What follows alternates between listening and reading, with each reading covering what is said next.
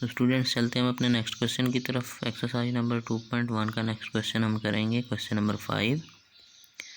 ये question number 5 है 3ax + 6ay - 8by - 4bx। इसकी हम फैक्टराइजेशन करेंगे। तो चलते हैं सॉल्यूशन की तरफ। जी स्टूडेंट्स, मैंने क्वेश्चन आपके लिए यहाँ पे लिख लिया है 3ax + 6ay - 8by - 4bx। तो सबसे पहले स्टेप में हम इसको रीअरेंज कर लेंगे। रीअरेंज करके हमारे पास आ जाएगा जी 3ax + 6ay और इसके बाद हम -4bx लिखेंगे। -4bx और आखिर में -8by। ओके जी, अब हम देखते हैं जी, कॉमन लेते हैं यहाँ से 3a 6ay, यहाँ से हम कॉमन लेंगे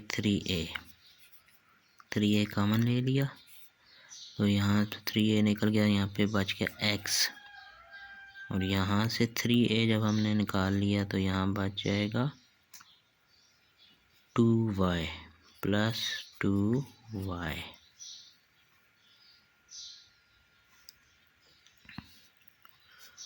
तो 3a को मल्टीप्लाई करके चेक कर लेते हैं। 3a × x 3ax + 2 × 3 6ay। Okay जी, और नेक्स्ट हम यहाँ से देखते हैं यहाँ से क्या कॉमन निकल सकता है। यहाँ से हम कॉमन लेंगे -4b। ओके जी, -4b जब कॉमन लेंगे तो यहाँ बच जाएगा x प्लस 2 4 ज़ा 8 होता है तो यहाँ पे 2 आ जाएगा और y। ओके, ये देखें ज़रा, इसको मल्टीप्लाई करते हैं। -4b × x -4bx plus -4 × 2 8by।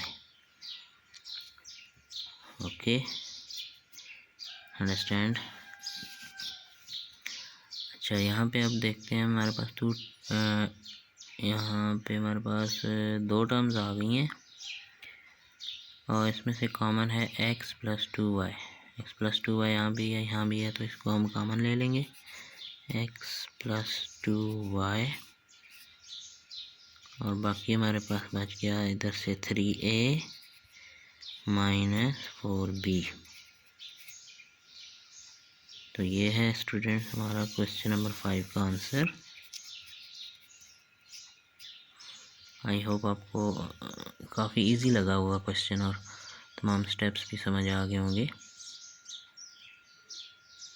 फिर भी अगर कोई चीज़ आपको फील हो रहा है कि समझ नहीं आ रही तो आप कमेंट्स में मुझसे पूछ सकते हैं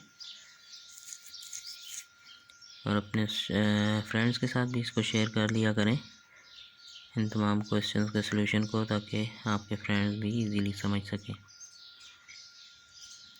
थैंक यू स्टूडेंट्स।